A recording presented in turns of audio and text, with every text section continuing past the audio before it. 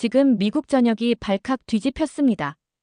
백악관까지 긴급 대책 회의가 소집되었다는 소식인데요. 그 중심에는 믿기 힘들게도 한국산 세탁기가 있습니다. 미 상무부가 부과한 30%의 관세 폭탄에도 불구하고 미국 소비자들이 앞다투어 한국산 세탁기를 사기 위해 매장 앞에 새벽부터 줄을 서고 있습니다.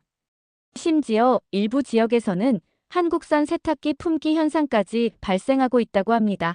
도대체 이 세탁기에 무슨 비밀이 있는 걸까요? 왜 미국인들은 자국 제품을 두고 더 비싼 한국산 제품을 선택하고 있을까요? 오늘의 충격적인 이야기 지금 시작합니다. 안녕하세요. 저는 미국 일리노이주의 시카고에서 온 마이클 스미스입니다. 제가 그날 새벽 4시부터 매장 앞에서 줄을 서게 될 줄은 정말 몰랐습니다. 생각해보면 참 웃기죠. 아이폰 신제품 출시일도 블랙 프라이데이 세일도 그냥 넘겼는데 그날은 달랐어요. 전날 밤 매장 공지를 보는 순간 심장이 쿵쾅거리기 시작했거든요. 한국산 세탁기 한정 재입고라는 문구가 화면에 반짝이고 있었습니다. 세탁기에 뭐가 그리 대단하다고 새벽부터 줄을 서냐고요. 아내는 날 미쳤다고 생각했어요. 하지만 저는 기다리는 동안 계속 그날을 떠올리고 있었습니다. 처음 트럼프 임기에 시작되어 바이든 시기를 거쳐 현 트럼프 정부까지 이어진 관세 정책 때문에 시장에서 사라졌던 그 세탁기를 처음 접했던 날 말이에요. 친구 집에서 본 한국산 세탁기는 조용하디 조용한 작동음, 옷감을 잃는 것 같은 섬세한 세탁 모드, 아무리 큰 이불을 넣어도 흔들림 하나 없는 완벽한 균형감. 제 옆에서 함께 줄 서 있던 노부인이 물었습니다. 젊은이 당신도 그 세탁기를 사러 온 거요? 저는 웃으며 고개를 끄덕였습니다. 나도 10년 전 산 세탁기가 아직도 완벽하게 돌아간답니다. 하지만 딸이 결혼하는데 이것보다 더 좋은 선물이 없더군요. 노부인의 말에 같이 줄 선 사람들이 다들 고개를 끄덕이고 있었습니다. 말도 안 되게 들릴지 모르지만 세탁기 하나를 두고 낯선 이들과 공감대가 형성되고 있었죠. 그날 아침은 유난히 추웠습니다. 손가락이 얼어붙는 것 같았지만 마음만은 뜨거웠어요. 매장이 열리기도 전에 이미 30명 이상이 줄을 서 있었거든요. 미국 역사상 세탁기를 위해 이렇게 줄을 선 사람이 또 있었을까요? 그것도 모두 한국산 세탁기를 사기 위해서 말이에요. 기자 경력 15년 차인 제게는 이것 자체가 놀라운 뉴스거리였습니다. 정말 말도 안 돼요. 관세로 가격이 30%나 올랐는데도 사람들이 이렇게 몰리다니. 매장 직원이 문을 열며 놀란 표정으로 말했습니다. 그의 말대로 가격은 분명 올랐습니다. 하지만 우리 모두는 알고 있었죠. 그 가치가 가격을 훨씬 넘어선다는 것을. 줄 선 지 3시간째 앞에 있던 젊은 부부가 이야기하는 소리가 들렸습니다. 우리 집 세탁기가 고장난 날 정말 끔찍했어. 대체품으로 산 미국산 세탁기는 시작부터 문제였지. 탈수가 제대로 안 돼서 옷은 항상 축축했고 소음은 마치 비행기가 이륙하는 것 같았어. 남편이 고개를 끄덕이며 말했습니다. 그리고 AS 불렀더니 이건 원래 그래요라는 말만 되풀이하더라고. 결국 한 달 만에 포기하고 이번에 한국산으로 바꾸기로 했지. 드디어 매장 문이 열렸습니다. 모두 질서정연하게 그러나 조금은 서두르며 입장했죠. 매장 안으로 들어서자마자 보였습니다. 그곳에 있었어요. 흰색과 메탈릭 실버의 조화. 미래적이면서도 단정한 디자인. 마치 오케스트라의 지휘자처럼 당당하게 자리를 차지하고 있는 한국산 세탁기들. 저도 모르게 발걸음이 빨라졌습니다. 이 모델이 바로 그 유명한. 매장 직원이 설명을 시작하려 했지만 저는 이미 알고 있었습니다. 이미 수십 개의 리뷰를 읽었고 유튜브 영상을 모두 섭했으니까요. 인공지능이 옷감 종류와 오염도를 감지해서 최적의 세탁 코스를 자동으로 선택하죠. 제가 먼저 말하자 직원이 놀란 얼굴로 고개를 끄덕였습니다. 저는 결제 카운터로 향하면서 문득 깨달았습니다. 이렇게 줄 선 사람들은 단순히 세탁기를 구매하는 게 아니었습니다. 우리는 신뢰를 사고 있었던 거예요. 10년을 써도 고장 안 나는 내구성. 옷감 하나 망가뜨리지 않는 세심한 환경까지 생각한 에너지 효율성. 결국 우리는 한국식 장인 정신에 투자하고 있었던 겁니다. 결제를 마치고 배송 일정을 확인하는데 옆에서 누군가 말을 걸었습니다. 혹시 시카고 트리의 스미스 씨 아니세요? 고개를 돌리자 지역 라디오 진행자였던 존 윌슨이 있었습니다. 맞아요, 안녕하세요. 제가 대답하자 그가 웃으며 말했습니다. 흥미로운 주제네요. 미국인들이 한국산 세탁기를 위해 줄을 서는 이유. 언젠가 이런 기사를 써보는 건 어떨까요? 그 순간 머릿속에 번뜩 아이디어가 떠올랐습니다. 단순한 가전제품 이야기가 아니라 시장을 뒤흔든 문화 현상에 대한 이야기. 정부의 관세 정책에도 불구하고 소비자들의 선택을 바꾸지 못한 품질의 힘에 대한 이야기. 저는 그 자리에서 바로 노트북을 열었습니다. 이 이야기는 세상에 알려줘야 했으니까요. 뒤돌아보면 그때부터 모든 게 달라졌던 것 같습니다. 저는 기자로서 이 현상이 단순한 가전제품 선호도가 아니라는 걸 직감했어요. 그 세탁기를 둘러싼 이야기는 미국과 한국 사이에 숨겨진 경제 전쟁, 소비자 심리학 그리고 무엇보다 신뢰 경제에 관한 것이었습니다. 저는 그날부터 취재를 시작했어요. 먼저 관세 정책의 실제 영향을 알아보기 위해 워싱턴 DC로 날아갔습니다. 워싱턴 중심가의 한 폐에서 미상무부 고위 관계자를 만났습니다. 그는 처음엔 이건 미국 산업 보호를 위한 불가피한 조치라는 원론적인 답변만 반복했어요. 하지만 오프 더 레코드 약속하자 표정이 달라졌습니다. 솔직히 말하면 스미스 씨, 이 정책은 제대로 작동하지 않았습니다. 한국산 제품 수입이 일시적으로 줄었을 뿐 결국 소비자들이 다시 찾기 시작했어요. 심지어 가격이 30% 올랐는데도 말이죠. 그의 말은 곧 수치로 확인됐습니다. 관세부가 6개월 후 한국산 프리미엄 가전 제품의 미국 내 수요는 오히려 12% 증가했고 온라인 리뷰 사이트에서 평점은 전년 대비 상승했습니다. 더 비싼데도 더 많이 팔리는 역설적인 상황이 벌어진 겁니다. 우리 집이 관세 폭탄의 첫 번째 희생자였어요. 시카고 교회의 한 주택가에서 만난 에밀리 존슨이 말했습니다. 그녀의 집 지하실에는 거대한 무용지물이 자리 잡고 있었어요. 관세 이후 할인받아 구매한 미국산 세탁기였습니다. 보세요. 이걸 사고 첫 주부터 문제가 시작됐어요. 옷에서 이상한 냄새가 나기 시작했고 아이들 교복은 하나 둘씩 망가졌죠. AS를 3번이나 불렀지만 해결되지 않았어요. 에밀리의 눈에는 분노와 좌절감이 차 있었습니다. 가장 화나는 건 뭐냐면요. 이게 그저 세탁기의 문제가 아니라는 거예요.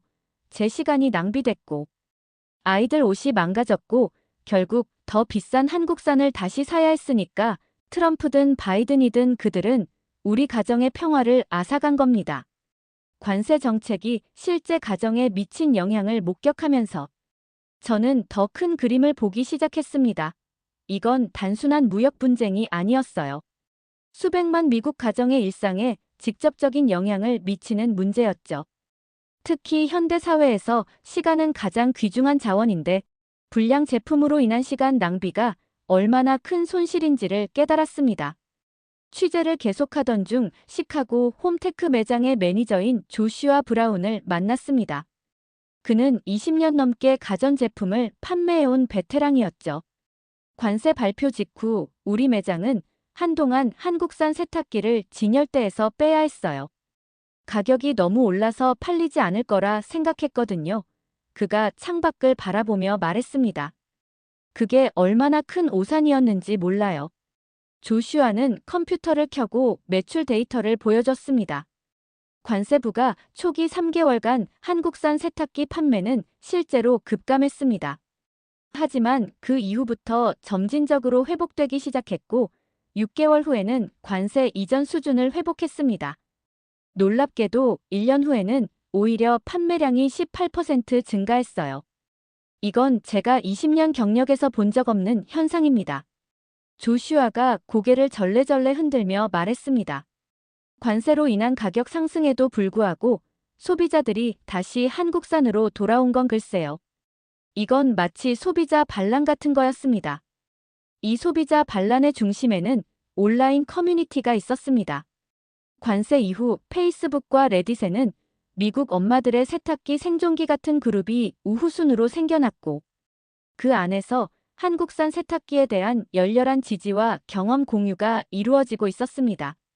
한 주부는 관세는 정부가 결정하지만 내 집에 들이는 제품은 내가 결정한다라는 댓글을 남겼고 이 문구는 그룹의 비공식 슬로건이 되었습니다. 어느 날 레딧의 한 스레드에서 흥미로운 댓글을 발견했습니다. 나는 전지의 엔지니어였어. 미국 제품과 한국 제품의 결정적 차이를 말해주지. 저는 바로 DM을 보냈고 며칠 후 보스턴 교회의 한 집에서 30년 경력의 엔지니어 앤서니 리를 만났습니다. 두 나라의 제조 철학이 근본적으로 다릅니다.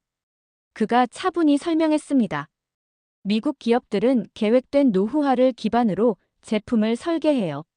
제품 수명을 의도적으로 제한해서 일정 기간 후에 소비자가 새 제품을 구매하도록 유도하는 거죠. 반면 한국 기업들은 신뢰 구축에 초점을 맞춥니다. 첫 구매에서 만족감을 주면 고객이 다른 제품도 같은 브랜드로 구매할 거라고 믿는 거죠. 앤서니는 계속해서 기술적 차이도 설명했습니다. 한국산 세탁기의 모터와 제어 시스템은 최소 10년 이상 사용할 수 있게 설계되어 부품 하나하나가 더 단단하고 정밀합니다. 비용이 더 들지만 그만큼 신뢰성이 높아지죠.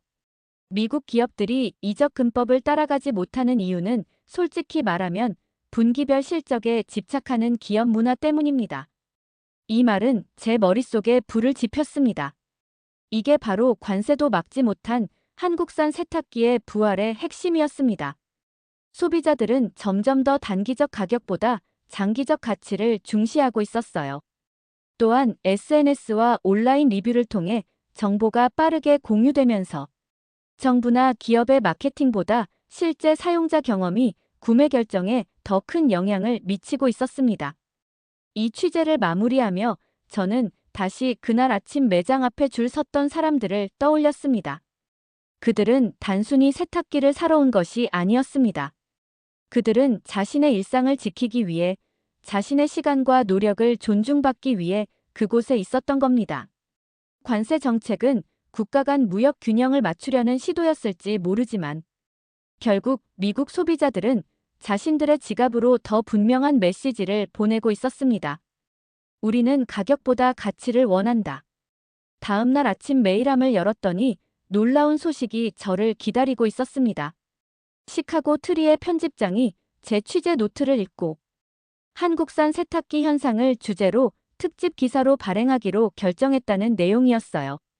게다가 제게 더 깊은 취재를 위한 예산까지 할당해 주셨습니다. 이건 정말 기자로서 꿈 같은 기회였습니다. 저는 즉시 다음 단계 취재 계획을 세웠고 그 첫 번째 목적지는 미네소타주의 작은 도시 세인트폴이었습니다. 한때 저는 한국 제품이 미국 경제를 망친다고 믿었습니다. 미드웨스트 홈 어플라이언스의 CEO 브라이언 리가 넓은 창문으로 내려다보이는 미시시피 강을 바라보며 말했습니다. 그의 회사는 20년 넘게 중소형 가전제품을 유통해온 지역 강자였습니다. 관세 발표가 났을 때 솔직히 말하면 환호했어요. 드디어 공정한 경쟁이라고 생각했거든요. 브라이언의 표정이 어두워졌습니다. 그런데 관세 이후 믿기 힘든 일이 벌어졌습니다. 처음 3개월은 미국산 제품 판매가 급증했어요. 하지만 그 이후 그는 책상 위에 태블릿을 밀어주며 회사 실적 그래프를 보여줬습니다. 판매량은 6개월째부터 급감하기 시작했고 8개월 차에는 관세 이전보다도 나빠졌습니다. 특히 눈에 띄는 건 반품 그래프였어요. 관세 이후 판매된 미국산 세탁기의 반품률은 전년 대비 340%나 증가했습니다. 처음에는 이해가 안 됐어요. 소비자들이 왜 더 비싼 한국산으로 다시 돌아가는지 브라이언이 깊은 한숨을 내쉬었습니다. 그래서 직접 알아보기로 했죠. 반품된 미국산 제품과 인기 있는 한국산 제품을 분해해서 비교 분석했습니다. 그는 회의실로 저를 안내했습니다. 긴 테이블 위에는 2대의 세탁기가 분해되어 있었습니다.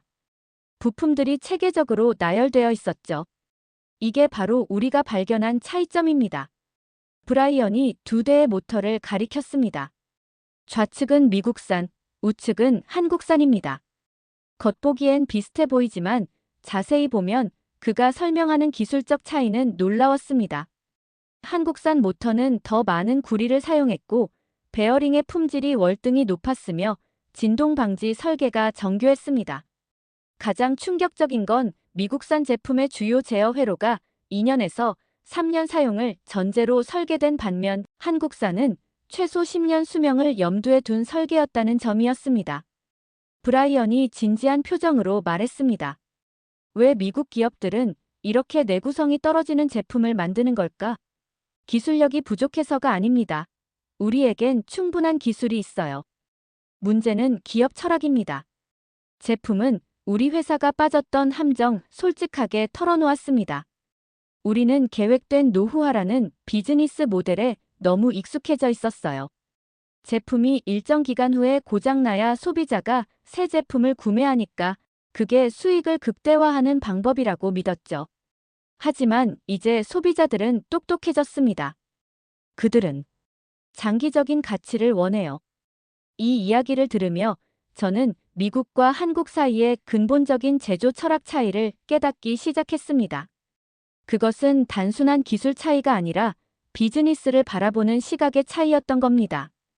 브라이언의 이야기는 더 흥미로운 방향으로 이어졌습니다. 저는 결국 큰 결단을 내렸습니다. 관세 8개월 후 우리 회사는 한국 중소기업과 협력 계약을 맺었어요. 그들의 기술과 우리의 유통망을 결합한 겁니다.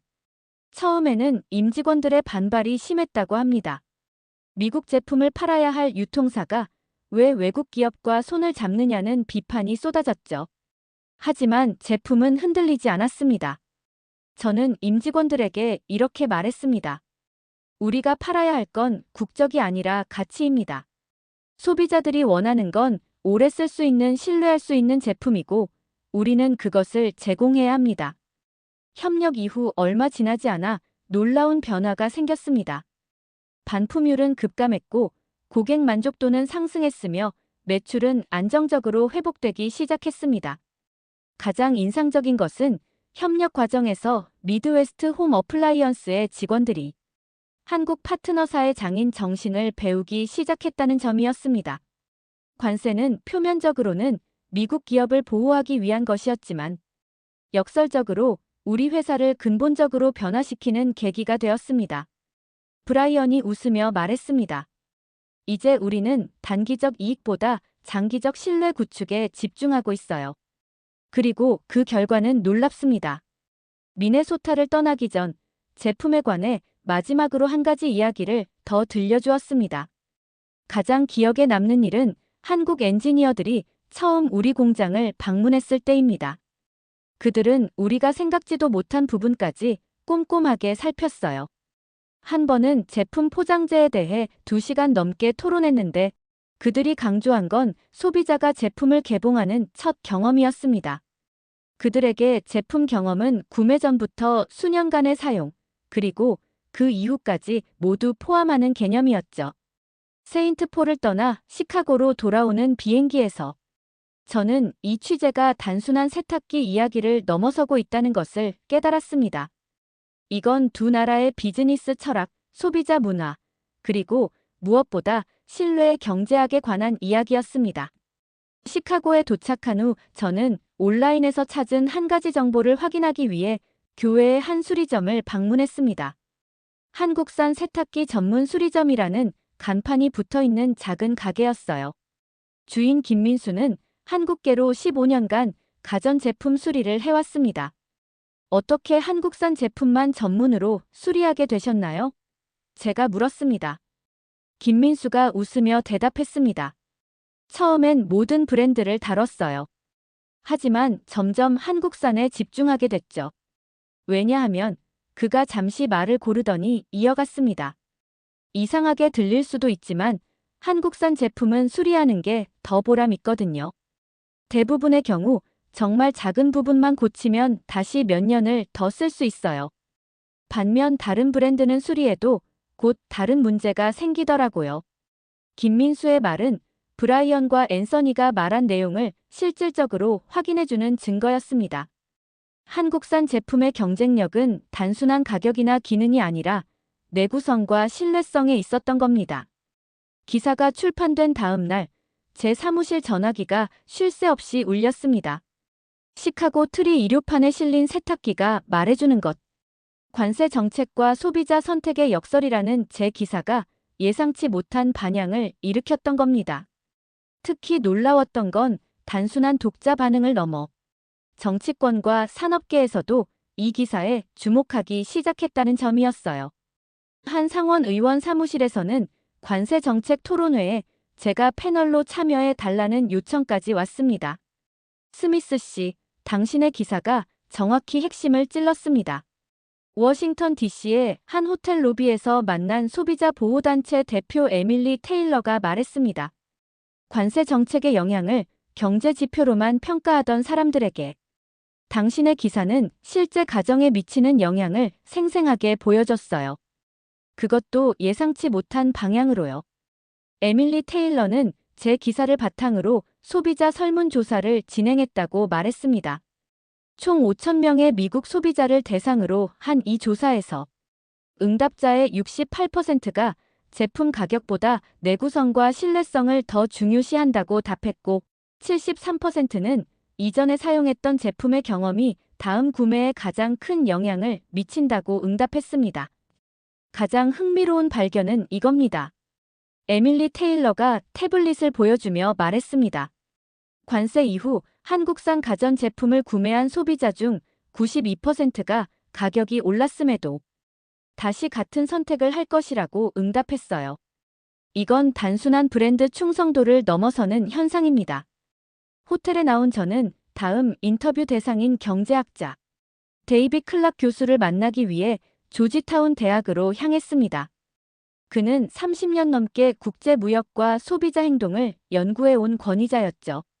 이번 한국산 세탁기 현상은 경제학적으로 매우 흥미로운 사례입니다.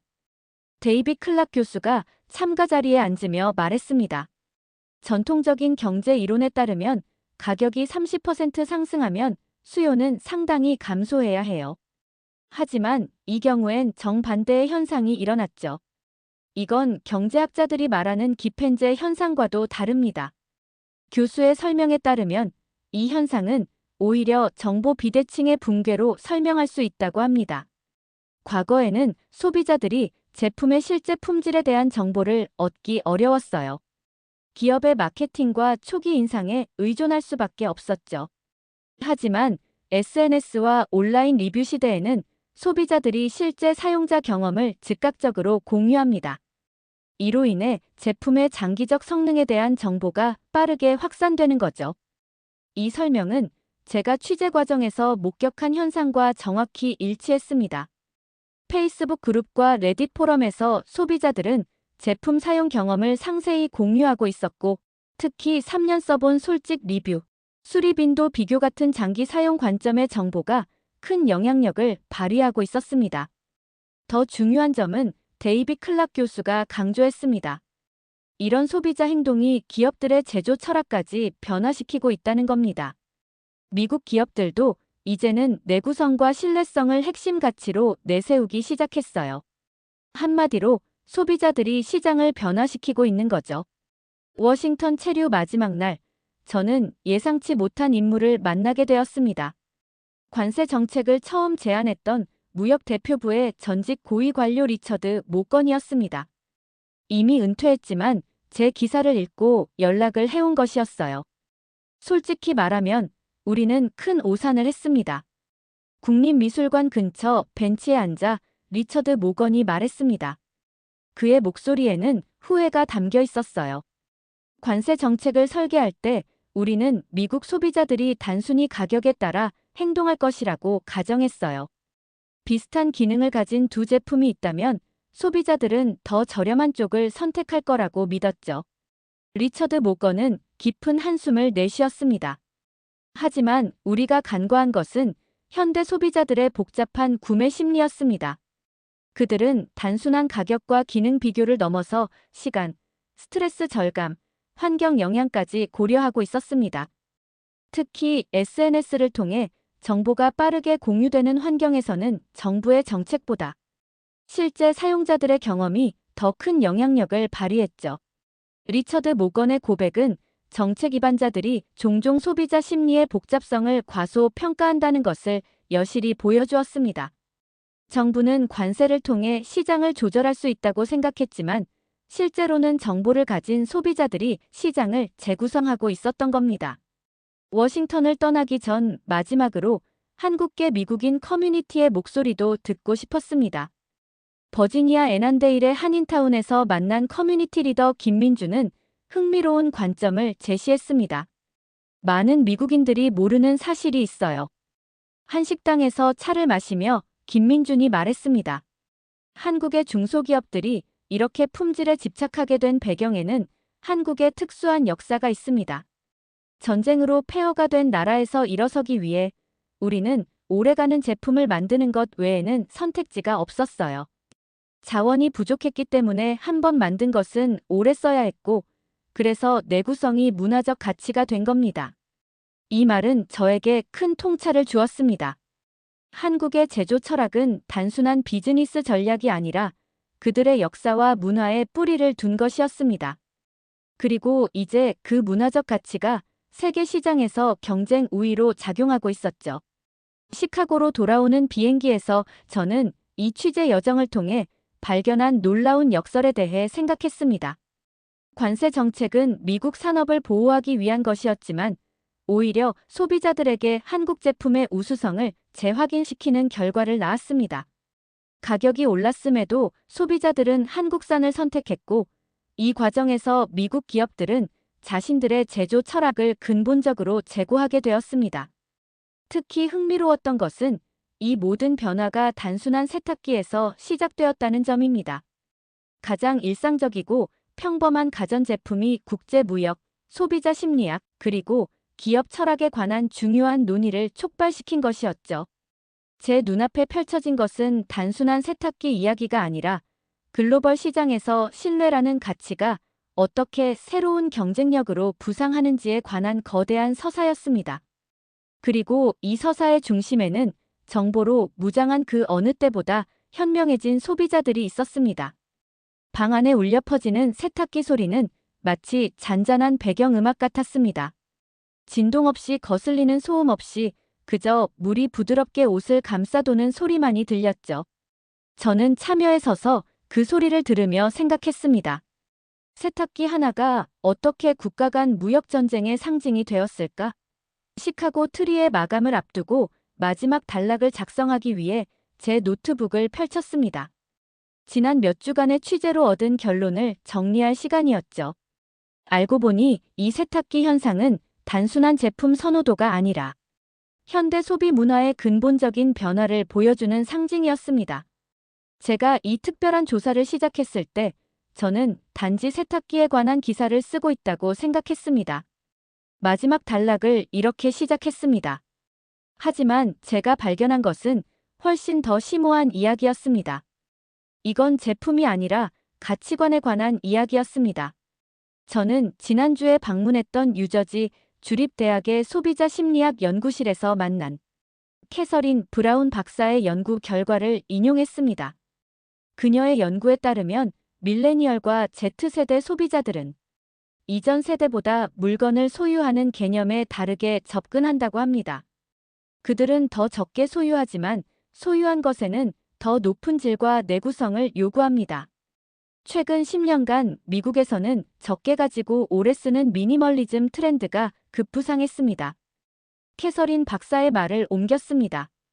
이는 단순히 미적 취향이 아니라 자원 낭비와 환경 문제에 대한 인식 증가, 그리고 물건과 행복의 관계에 대한 재평가에서 비롯된 것입니다. 이 관점에서 볼 때 한국산 세탁기의 성공은 단순한 기술적 우위를 넘어선 가치관의 공명이었습니다. 한국 기업들이 수십 년간 추구해온 장인 정신과 내구성이라는 가치가 미국 소비자들의 변화된 소비 철학과 맞아떨어진 것이었죠.